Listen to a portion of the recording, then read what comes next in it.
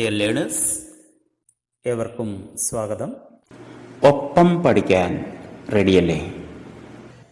ഇന്ന് നമ്മൾ ഡിസ്കസ് ചെയ്യുന്നത് ട്രേഡ്, കൊമേഴ്സ് ആൻഡ് ബിസിനസ് എന്ന പാഠഭാഗത്തിലെ സമ്മറിയും മുൻ വർഷങ്ങളിൽ പരീക്ഷയ്ക്ക് ചോദിച്ച കാര്യങ്ങൾ ഒന്ന് അനലൈസ് ചെയ്യുകയുമാണ് ചെയ്യുന്നത്.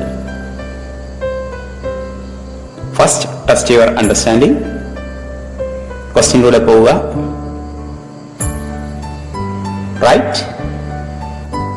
സോ ഇവിടെ കുറച്ച് economic and non economic activities ആണ് ഡിസ്പ്ലേ ചെയ്തിരിക്കുന്നത്.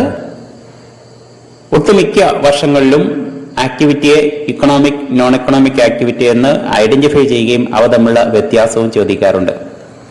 Economic activity means activities undertaken with an object of earning money income, and non-economic activities are undertaken with the object to derive satisfaction or pleasure. The benefits of economic activity can be measured in terms of money, and benefits of non-economic activity cannot be measured in terms of money. In economic activity, we expect a reward, but no reward is expected, but mental satisfaction is the reward or return of non-economic activities. Economic activities take the form of business, employment and profession, and non-economic activities may be household activities,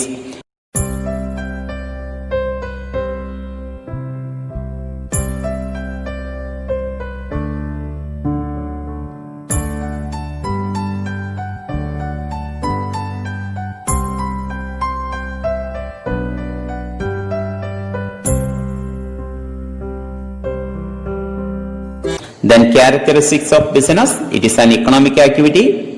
It involves production or purchase of goods and services. Then sale or exchange of goods and services. That is, if the goods are produced for self-consumption, it cannot be termed as business. Then regularity of dealing. An isolated transaction does not constitute a business. The motive behind every business activity is to earn profit, and an element of risk is inevitable in every business. Then the return of a businessman is uncertain. Then test your understanding. Okay. To call an activity as business, such activity should be conducted on a regular basis. Then comparison of business, employment and profession. To start a business, decision of the owner is necessary, and no or very less legal formalities are there. And to start employment, appointment order is necessary, and membership of professional body is required, and professional qualification is also required for a profession. Then business involves production or purchase and sale of goods and services. In employment, the employee has to do the job assigned to him by the employer, and in profession it involves rendering expert service. No minimum qualification is required in business. In employment, qualification depends on the nature of job, and professional qualification and training is required in profession. Capital is required in business, and it depends on the size and nature of business. Generally, no capital is required for employment, but limited capital is necessary in profession. High risk in business, no risk in employment, and low risk in profession. Return of a businessman is profit. It is wages or salary in employment and fees in profession. Transfer of interest is possible in business and not possible in employment and profession. Code of conduct. No code of conduct in business, and the code of conduct laid down by the employer is to be followed by employee, and professional code of conduct is to be followed by professionals. Then test your understanding. Okay.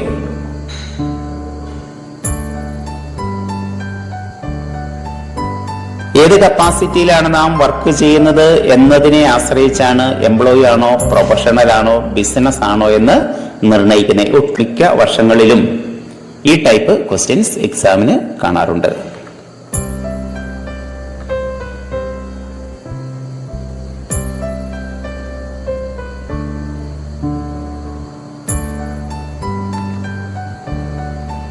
Employment, then എംപ്ലോയ്മെന്റിന്റെ features ആണ് എഴുതേണ്ടത്. അഡ്വക്കേറ്റായി practice ചെയ്യുന്നു, as a professional ആണ്, so അദ്ദേഹം in profession ആണ്. Then പ്രൊഫഷനും എംപ്ലോയ്മെന്റും തമ്മിലുള്ള രണ്ട് ഡിഫറൻസ് ആണ് എഴുതേണ്ടത്. Then next is business, divided into two, industry and commerce. Industry involves production of goods and commerce, the distribution of goods.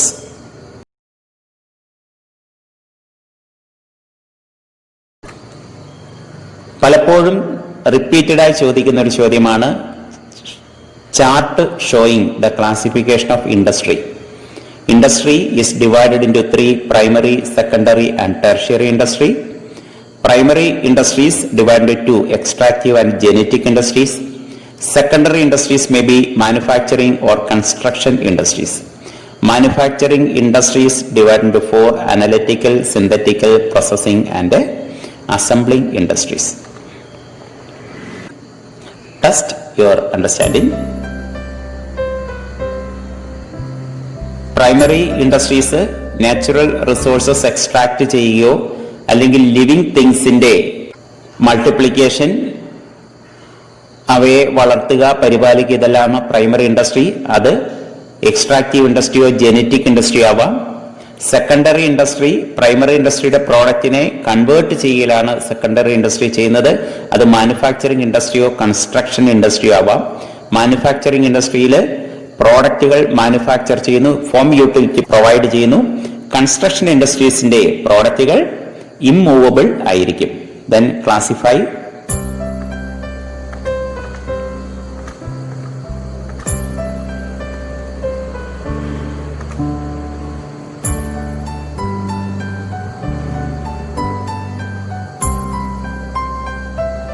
Test ചെയ്തോ?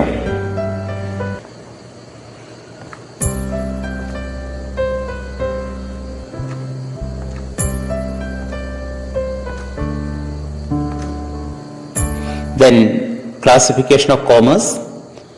Commerce involves the distribution of goods. Commerce is divided into trade and heirs to trade.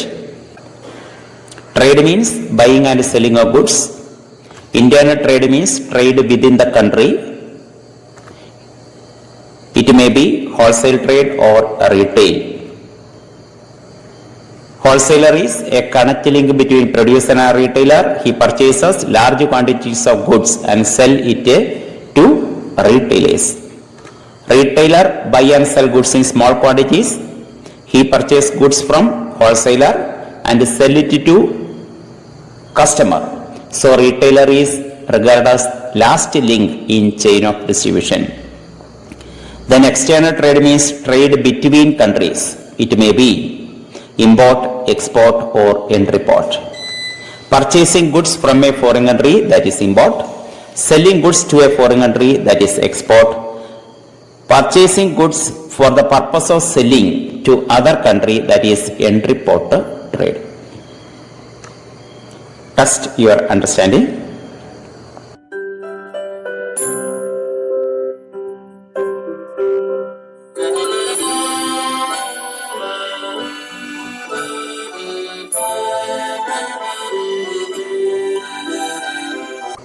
Okay. All activities involving the removal of hindrances in the process of exchange are included in commerce. Different hindrances, then methods to overcome such hindrance. Hindrance of person by trade, hindrance of place, transport, hindrance of finance, banking, hindrance of time, warehouse, hindrance of risk, insurance, hindrance of knowledge, advertisement. സാധാരണ എക്സാമിന് ചോദിക്കുന്നതാണ്. Test your understanding.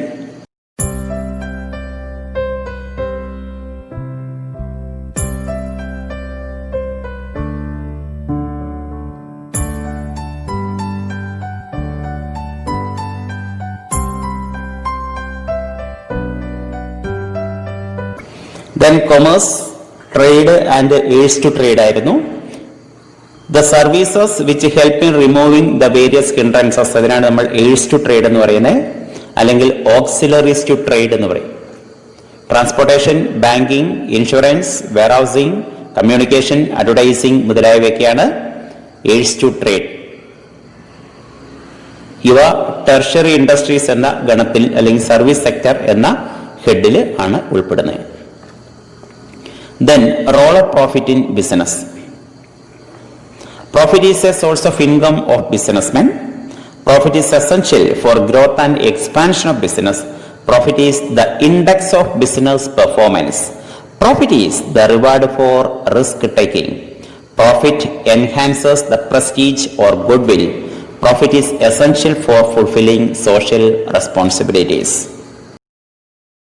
Then objectives of business: earning profit, innovation in introducing new product or new methods, market standing, maintain the top position in the market, productivity, increased productivity and efficiency, physical and financial resources, ആവശ്യമായ resources കൃത്യമായിട്ട് ഉറപ്പാക്കുക, secure good performance of managers and workers, മാനേജേഴ്സിന്റെയും വർക്കേഴ്സിന്റെയും efficiency വർദ്ധിപ്പിക്കുക, positive attitude അവരിൽ create ചെയ്യുക, അവരെ motivate ചെയ്ത് ബിസിനസിന്റെ ലാഭം വർദ്ധിപ്പിക്കാനുള്ള മാർഗങ്ങൾ. Then social responsibility, quality product reasonable price കൊടുക്കുക, അഡൾട്രേഷൻ, ബ്ലാക്ക് മാർക്കറ്റിംഗ് മുതലായവ ചെയ്യാതിരിക്കുക, എംപ്ലോയീസിന് ന്യായമായ കൂലി കൊടുക്കുക, ഇവയെല്ലാം ബിസിനസിന്റെ സോഷ്യൽ റെസ്പോൺസിബിലിറ്റീസിൽ പെടും. Then test your understanding.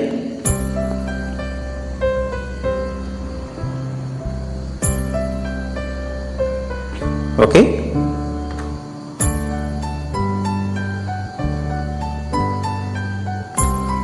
Then business risk. Business risk can be defined as the chances of getting inadequate profit or even losses due to uncertain events. നമ്മൾ പ്രതീക്ഷിക്കുന്ന ലാഭം ലഭിക്കാതെ വരികയോ നഷ്ടമാണ് നമുക്ക് ലഭിക്കുകയോ ചെയ്യുന്നതെങ്കിൽ അതിനാണ് നമ്മൾ റിസ്ക് എന്ന് പറയുന്നത്. അതിന് കാരണം അൺസർട്ടൈൻ ഈവന്റ് ആണ്. The event that cannot be predicted with certainty.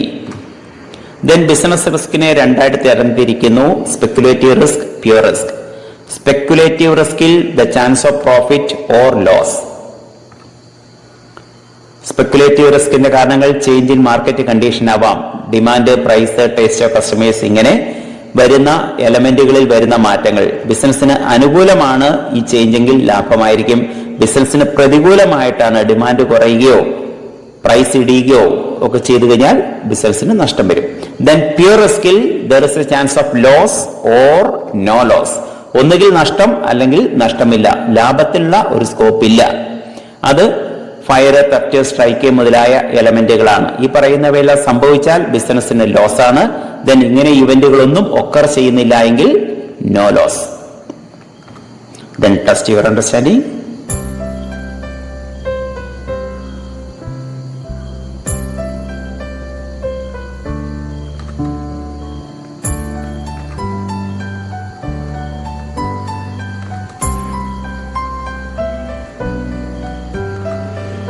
Then causes of business risk. Natural causes, natural calamities ആവാം. Economic causes, change in demand, price, competition മുതലായ കാരണങ്ങൾ. Human causes, dishonesty of employees ആവാം, strike ആവാം മുതലായ കാരണങ്ങൾ. Government പോളിസിയിൽ വരുന്ന വ്യതിയാനങ്ങൾ. Then മറ്റ് കാരണങ്ങൾ. ദെൻ ബിസിനസ് റിസ്കിന്റെ characteristics. Risk arises due to uncertainties. Risk is unavoidable. Profit is the reward for taking risk, and the risk varies with the nature and size of business. Then how to deal with risk? Take precautionary measures. Take insurance policy. Decide not to enter high risk business. Take measures like create provisions. Share risk with other enterprises like a wholesaler or manufacturer. Then test your understanding. Okay.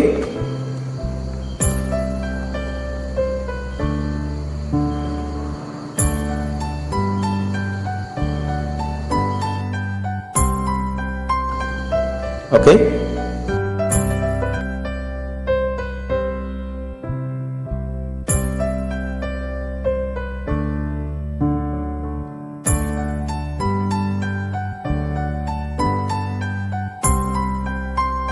Factors to be considered before starting a business.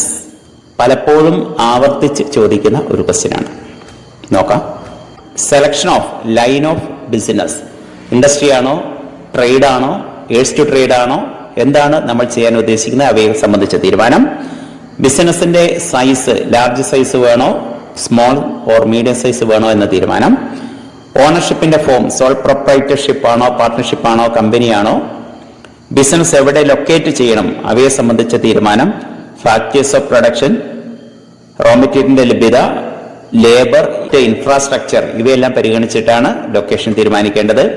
ബിസിനസ്സിലേക്ക് നമുക്ക് invest ചെയ്യാനുള്ള capital, അത് എവിടെ നിന്ന് കണ്ടെത്താം, എങ്ങനെയൊക്കെ ഉപയോഗിക്കണം, ഇവയെ സംബന്ധിച്ച തീരുമാനം. ഫിസിക്കൽ റിസോഴ്സസ് അല്ലെ physical facilities, plant, machinery, furniture, building മുതലായ കാര്യങ്ങൾ ഒരുക്കുക. ദെൻ പ്ലാന്റ് ലേഔട്ട്, സ്ഥാപനത്തിൽ മെഷീനറി, ഫർണിച്ചർ മുതലായവ കൃത്യമായിട്ട് സ്പേസുകളൊന്നും കളയാതെ എംപ്ലോയിക്ക് യാതൊരു തരത്തിലുള്ള ബുദ്ധിമുട്ടുമില്ലാതെ അവയെ ക്രമപ്പെടുത്തുക. ദെൻ വർക്ക് ഫോഴ്സിനെ സെലക്ട് ചെയ്യുക, ട്രെയിൻ ചെയ്യുക, മോട്ടിവേറ്റ് ചെയ്യുക. ബിസിനസിന്റെ ടാക്സ് ലയബിലിറ്റി റെഡ്യൂസ് ചെയ്യാനുള്ള മെഷേഴ്സ് സ്വീകരിക്കുക. Then last start the business. Then history of trade and commerce. Indigenous banking system develop ചെയ്തു. ബാട്ടർ സിസ്റ്റത്തിൽ നിന്നും മാറി അതിനുശേഷം ഗോൾഡ്, സിൽവർ മുതലായ മെറ്റാലിക് മണി വരുന്നു. ദെൻ ബാങ്ക് ഇപ്പോഴത്തെ ബിൽ ഓഫ് എക്സ്ചേഞ്ചിന് സമമായി ലോക്കൽ ലാംഗ്വേജിൽ എഴുതുന്ന ബില്ലാണ് കുണ്ടീസ് എന്ന് പറയുന്നത്. Then economic life of people progress ചെയ്യുന്നു. ഇന്റർമീഡിയറീസ് ഡെവലപ്പ് ചെയ്യുന്നു. Commission agent, brokers, distributors, bankers act as trustees. Foreign trade finance ചെയ്യുന്നു. ദെൻ ട്രാൻസ്പോർട്ട് സിസ്റ്റത്തിന്റെ development, land and sea transport കാര്യമായി വളർച്ച പ്രാപിക്കുകയും അതിലൂടെ ഇന്റേണൽ ആൻഡ് എക്സ്റ്റേണൽ ട്രേഡ് വികസിക്കുകയും ചെയ്യുന്നു. മെർച്ചന്റ് കമ്മ്യൂണിറ്റി പവർ ആർജിക്കുന്നു. Trade and industry tax, octroi, ferry tax മുതലായവയെല്ലാം ലെവി ചെയ്യുന്നു. ദെൻ ഇന്ത്യയിലെ പുരാതന trade centres Pataliputra, Peshawar, Taxila, Indraprastha, Mathura, Varanasi, Ujjain,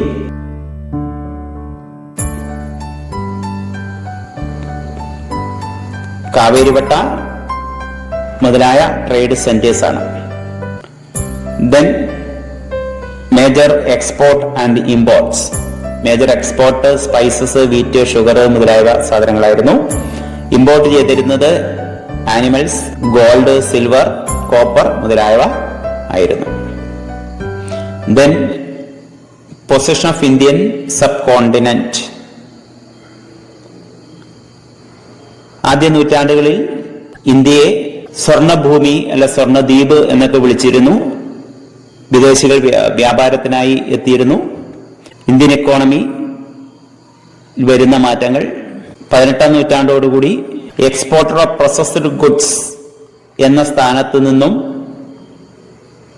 raw material export ചെയ്യുന്ന, മാനുഫാക്ചേർഡ് ഗുഡ്സ് ഇമ്പോർട്ട് ചെയ്യുന്ന രീതിയിലേക്ക് ഇന്ത്യ മാറി. ദെൻ സ്വാതന്ത്ര്യത്തിന് ശേഷം വിവിധ പഞ്ചവത്സര പദ്ധതികളിൽ ഇൻഡസ്ട്രിയുടെ ഡെവലപ്മെന്റിന് വേണ്ടി ശ്രമിച്ചു. 1991 മുതൽ ഇക്കണോമിക് ലിബറലൈസേഷൻ പോളിസീസ് ഇംപ്ലിമെന്റ് ചെയ്തു. തുടർന്ന് recently make in India, skill India, digital India മുതലായ പ്രോഗ്രാമുകൾ ഇൻട്രൊഡ്യൂസ് ചെയ്തു വരുന്നു. Thank you for your corporation.